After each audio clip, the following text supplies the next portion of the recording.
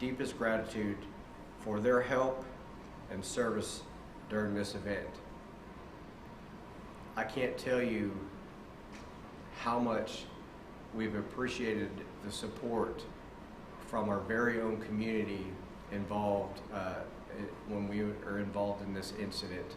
The support has been overwhelming, and we enjoy the fact that we live and work here in the city of Cedar Park. Take some questions. Can you repeat the charges one more time? Yeah.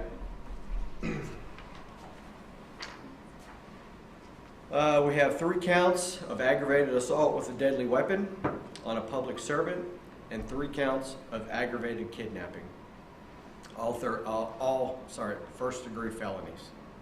Jake, you mentioned last night that y'all had interactions with Mr. Taylor before. Do we know exactly the nuts and bolts of why this happened yesterday, other than just getting angry and kicking the door down? You know, I'm not sure exactly why the incident happened. I can tell you we have been to that house previously for assault calls and for mental health issues.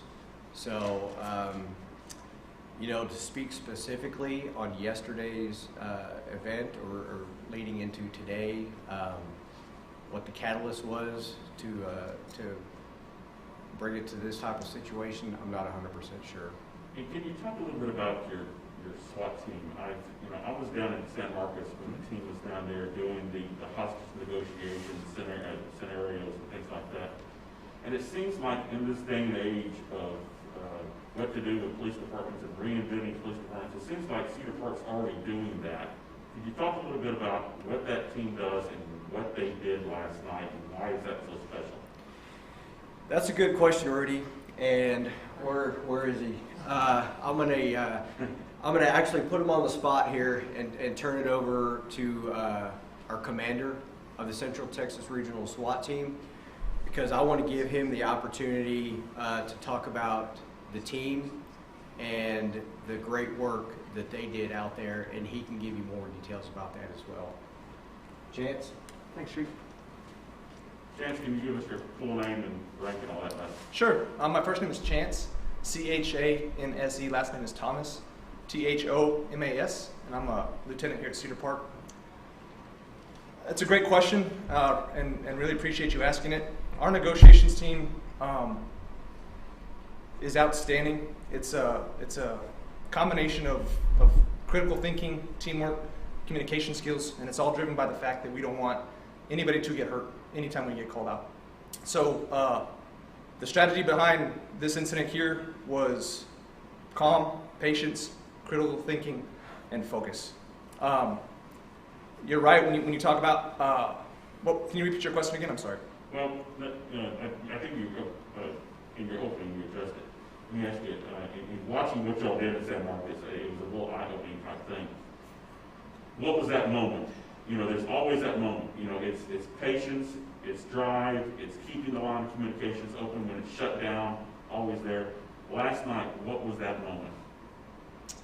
Well, it was a very long incident, and you can't really define that exact moment because it's a number of multiple different times during that scenario where it can go either way. And those moments are defined by the combination of all of them together. Throughout any critical incident, sometimes there's between 10 and 12 different points where it can go one way or go the other way. And to get through those, you have to be patient. You have to work with your team. You have to work with your incident command. You have to pick the brains of everyone there to try to figure out how to problem solve this issue and resolve it peacefully. So it's the ultimate conglomeration of all those together. Did you have a hang-up or blow-up moment with him, or was it fairly just steady throughout that whole night? You said a hang-up or a what? Did he hang up on you a couple of times? Did he blow up on you a couple of times, like the scenarios that I saw in San Marcos, or was this just kind of steady all the way Sure. through? No, it was up and down, all throughout, all kinds of emotions on both sides, trying to work through it. You know, this is a job about communication and personal interaction. You know, and we're all humans, and we have to try to come together to resolve it peacefully. You know, and find that common ground, and convince people that there's another day tomorrow, and that you can change your life. Right at the end of the day, emotions all over the place, to be honest with you. Some people in the community may be wondering, what is it that took so long to come to a peaceful resolution? From the jump, that's what you guys wanted. Why did it take such, it's like 16 hours like that? Sure. There's a lot of factors that play into that. You can't be 100% committed to one task. You have to be fluid. You have to adapt to what's being given to you. You have to adapt to the tactics that you're seeing. You have to adapt to opportunities. You have to listen to what people in crisis are saying. You have to listen to them and work with them and convince them. And that takes time. You can't rush it. You have to listen, and you have to work together, and you have to be patient. It seemed like a breakthrough for you guys this morning to say, hey, we were able to get those kids now into our safe possession here. What was the exact threat to the children? So it's still an active investigation, so I wish we could, but there's information that we can't devolve at this point. What I can tell you is when you have any hostage, especially a juvenile hostage or a young hostage or any hostage, you always know that suspects have the ability to take action as well. You're not in full control, right? So when you can get them out safely, it's a sigh of relief. It's a sign of progress. It helps us all to calm down because we know that we've hopefully saved at least one life, and then we go on to the next one. Let's save the next life, and then ultimately let's save our person in crisis life. Our person in crisis' life as well. Can you give the names of the 3 officers injured again? Sure. Yeah, I'll give the names of the officers again. I'll repeat that. Officer Jacqueline Keelis. She served here 4 years. Spell that, please. Her first name, Jacqueline. Last name spelling Quiles. Officer Chris Hester, Chrishester. He's been with the department for 10 years. And then Officer Nick Anderson, that's NIKANDERSON, and he's been with the department for 8 years. Chief, do you have a date of birth for Taylor? I have it, and I will make sure I'm literally sending it out in the press release right after this, so I'll Can we know how old he is? Just 26. yeah. He is 26 years old. You mentioned those prior incidents as well. Can you speak to how many times you've been to that house? Not off the top of my head. I know it's been probably at least 2 or 3 times that I can recall or have been given information about. Is that in recent years or long time? I'm not 100% sure. I'd have to get that information for you and get back with you on that. Chief, how's his mother doing? Good question. She's doing well, given the circumstances. She went through a traumatic event, as well as everybody in that house. When they came out at the very end, EMS evaluated them, looked at them to make sure no injuries, vitals were all good and everything like that. She's doing okay, given all the circumstances. So we're just all trying to get through this traumatic event together. Last night you said you were made aware of live videos that Taylor had put up on social media. Did you get a chance to watch any of those? Absolutely. And I'll tell you, our agency, along with the FBI, we were on scene and we were watching those videos and him streaming live through Facebook Live. The decision was made at that time to reach out to Facebook and to get his Facebook account shut down, so he wasn't able to stream live and to show what was going on with him and the hostages, or to give him any more attention through social media. Was it a different way of, I hesitate to call it communication, but kind of getting an inside look on what was happening there? We had a lot of good intel already, and but by him doing that, really pinpointed of kind of where they were at in the house, but when you have social media come into play, it's not only within the neighborhood or in the state, it's worldwide, and that's not something that we wanted broadcasted worldwide, was a situation like this. Can we get more insight as to how they were being held hostage, and also what kind of weapons was he using? Again, like Lieutenant Thomas said, this is a very developing, fluid investigation, still ongoing. I'm not going to speak to the exact specifics of where they were in the house or what type of weapons were used in this. Okay, last couple questions, guys, if you have You any. said there were 50 rounds fired. Do you have a kind of who was firing how many? We do not. We still have, the scene is still basically what you would call a hot scene, or still being investigated out there, and evidence collection and processing.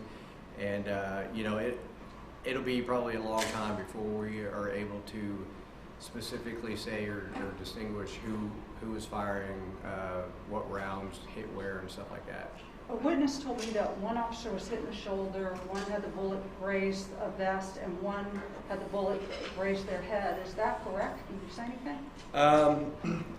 Yeah, I'll speak to their injuries, and I'll speak specifically to their injuries because one of the things that we were dealing with out there was a lot of false information going around. That's why I specifically said any information that's going to be truthful and factual is going to come from our department and our department only.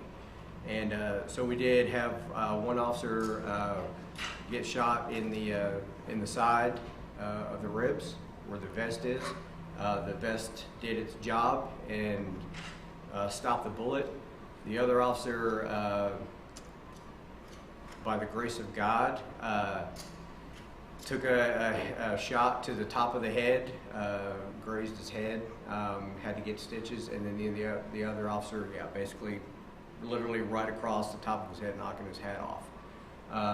And then the other officer was shot in the left upper bicep area and with extensive injuries to that. What was their current status? Are they still in the hospital or are they fully recovered? Two of them have been released. They were released last night. Officer Anderson is still in the hospital, underwent surgery this morning. Last time I checked in on him, was doing well, recovering. Expected to be in the hospital for a couple days, given the nature of the injury, and then it'll be moving into recovery phase and prior rehabilitation. Last questions. Officer Anderson was the one who was shot on the head, or in the No. Officer Anderson was the one that was shot in the left upper arm. Okay. Anything else? Chase, is that Chance? Chance, sorry. Yep. When you were talking about the suspect, you referred to him as a person in crisis. This is someone who has shot 3 of your officers. Talk about just the mindset of keeping in mind that he is in crisis as well, as opposed to thinking of him as an enemy or as someone, an enemy combatant. When we're all humans, it can be a challenge to keep your emotions in check, but as professionals you have to, because you never know what's driving somebody. You have to try to find that out as you're interacting with them. And if we respond in anger, we're not going to get what we need, which is to calm him down, or her down in any case, and get them to see the light at the end of the tunnel so that no one else gets hurt. So you have to keep your emotions in check, but you also have to remember the humanity of people and try to find that balance. As professionals, that's what we're expected to do, and life is our #1 core value. Hey, Chief, Yes. I was looking at the records on that house. Does the family there rent that house? Because the record said that the owner is in California. Is that a rental property? What is that? Rudy, I don't have the answer to that question. I'm not 100% sure if they're rentals, but if that's important to you, I can get that information back to you and to find out. So, Just no. yeah. Okay. One thing I do want to close with, and like Lieutenant Thomas said, these are human beings that were involved in this situation.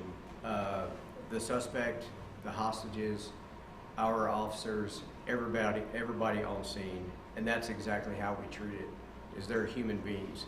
If you're in crisis, we want to get you the help. Plain and simple. End of the day, we want this situation to come to a peaceful resolution. That's exactly what happened. Time was on our side. The staff that was out there did a tremendous job, a fantastic job. the negotiators, the SWAT team, every person on that scene gave 110% for over 16 hours. And I just want our community to know that the team that's standing up here with me and the ones that were out there on scene and the local agencies that assisted us in this area are outstanding. And the support that we have received from our community has been outstanding. Our city leaders, everybody from the governor to state representatives have reached out to us to show their support. And let me tell you, it's greatly appreciated. And I thank y'all very much. Appreciate it. Thank y'all. Thank you.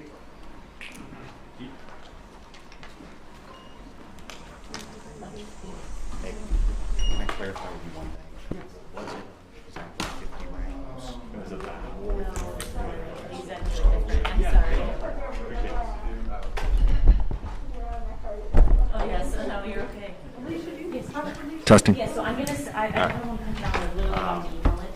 So you'll have the name, number, all the spelling. Thank you. You'll have all that. And I'm really just gonna shoot it out. I need to send myself my